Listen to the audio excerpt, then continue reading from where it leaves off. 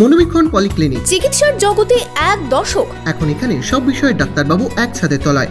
Phone করুন 7477799515 এই নম্বরে। আমি প্রদেশ কংগ্রেস সভাপতির জন্য লালায়িত নই। আমি একজন কংগ্রেস কর্মী ছিলাম, আছি, থাকব। প্রদেশ সভাপতি পদ নিয়ে সাংবাদিক বৈঠকে বিস্ফোরক অধীর রঞ্জন চৌধুরী। আপনার আনন্দে আমাদের উদযাপন। বিয়ে হোক বা পার্টি, বহরমপুরে এবার luxury banquet hall at golden retreat.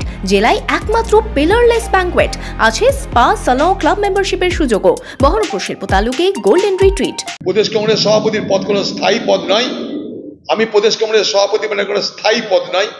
কেউ এখানটায় আমাকে 99 বছরের লিজ দিয়ে বসে নেই। যাকে ভালো মনে হবে তাকেই প্রদেশ সভাপতি করবে। আমি প্রদেশ সভাপতির জন্য লালায়িত নই।